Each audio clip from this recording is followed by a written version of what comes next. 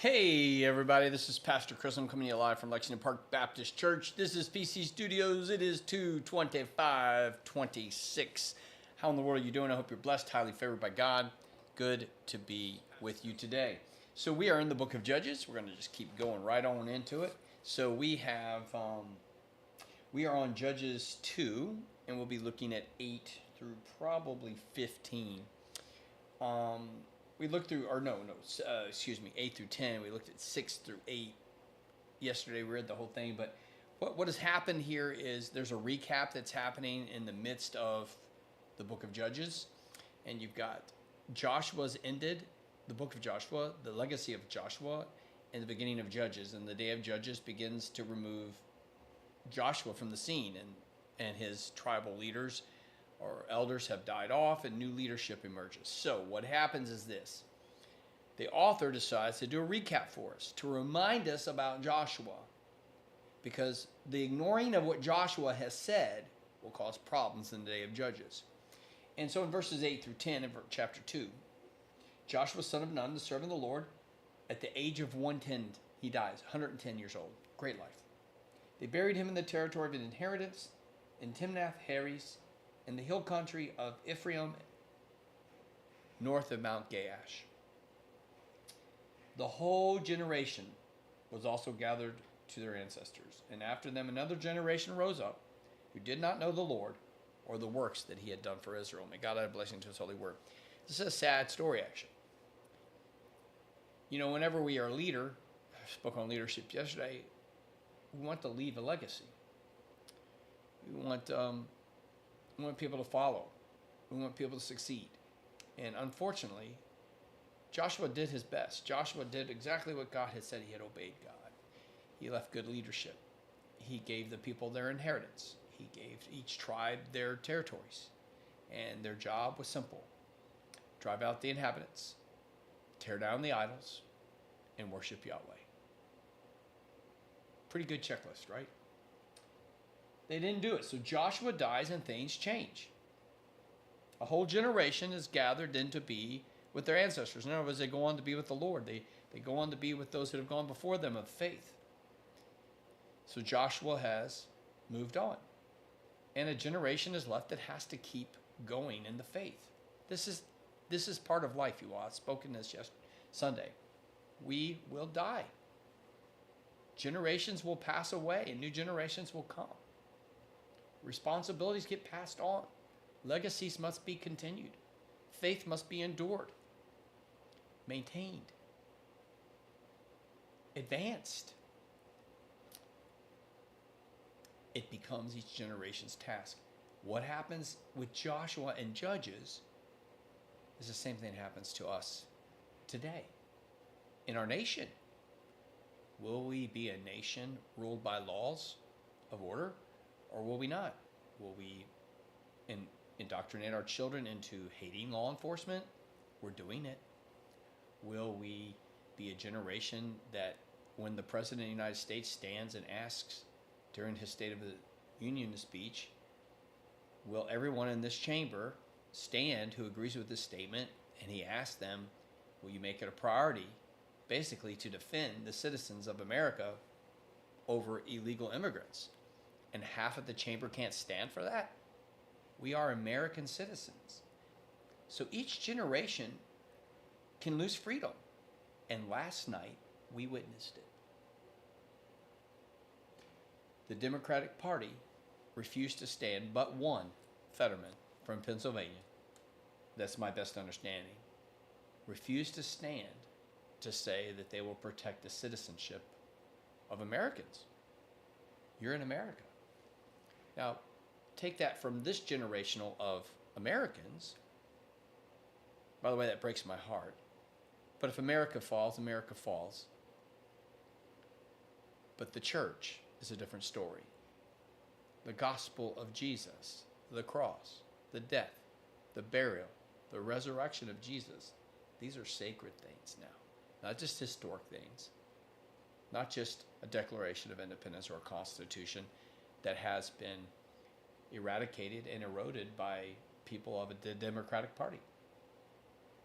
Yes, I've said that. No longer Americans, traitors, in my opinion. In my opinion. Violators of their oath of office to defend us, our citizenship, and defend the Constitution, which gives us citizenship. I can't even fathom it. Now, what I can't fathom either, as much as that is for an American, imagine Christianity. Imagine Christians that no longer follow the word. Imagine Christians that no longer lift up the cross. Imagine Christians that lift up the cross just for their own sake. Imagine Christians that deny God as creator. Imagine Christians that won't say that we're male and female. Imagine Christians that won't say if we're fearfully and wonderfully made in the womb. Imagine Christians that won't honor people all the way through their life like Joshua till age 110. Imagine Christians that don't believe in the resurrection because they can't prove it. Imagine Christians that follow evolution instead of creationism. Imagine Christians that will raise a fist to divide instead of saying all people are equal. Imagine Christians. Imagine. That is the same generational thing that they're experiencing in Joshua to Judges. And Judges is the failure of it. We need to learn from Judges so we don't do the same things. That's God's warning here. This is God's reminder, remember Joshua? And that's where we're going to go today. Joshua died, generations come. Now listen to what this generation has done in verse 10. Whole generations gathered to their ancestors. After them, another generation rises up who did not know the Lord or the works that he had done for Israel. This is important. Generations can raise up in Christianity that do not know the Lord. There's no relationship. They're taught stories. This is why those people that work for a children's ministry team or CMT at our church, it's important. It's not just stories, it's reality. It's not just stories, it's relationship. It's not just knowledge, it's about transformation. We want to know God and know what he's done. So it's not just knowledge, it's relationship. Israel lost it. They no longer had the relationship with Yahweh. They didn't know him in an intimate way at all. Their worship was void, and they just kind of failed to worship God anymore, Yahweh anymore. They didn't know what he had done. So they didn't know that he was better than Baal or Ashtaroth. They didn't know that he was better than the gods of the land or the philosophies of the influences of the inhabitants of the people of the land. They just look like the world. Doesn't that sound like America? Listen, if you're a Christian, it does. It's sad to watch. It's sad to see. But it's not just national politics, or it's the morality and the fabric of a society. And it's influenced the church. Isn't that sad? I would imagine probably Joshua had wept or would weep. I would imagine that the elders, seeing the fade, would have been questioning things. Before they knew it, they were gone, and a generation had come that did not know God or know what he had done. So what's that lead us to? It leads us to remember that we need to remember. We need to remember. So Joshua gave them a warning in Joshua 24, 14 through 15. Therefore, fear the Lord and worship him sincerity and truth. This is kind of like spirit and truth that Jesus does in John 4. Joshua's telling us, fear God. Remember who he is. Worship him alone with sincerity and truth. Sincerity, genuineness, authenticity, relationship. That's what I'm going to say it is. And truth. He is the truth. So, get rid of the gods of your ancestors who worship before the Euphrates River. And listen to what I said. I said, our Euphrates River is the Potomac River. Get rid of the gods beyond the Euphrates, the Potomac. Get rid of those gods. The gods of gender dysphoria. The gods of a rainbow flag. The gods of a fist standing up. The gods of racism.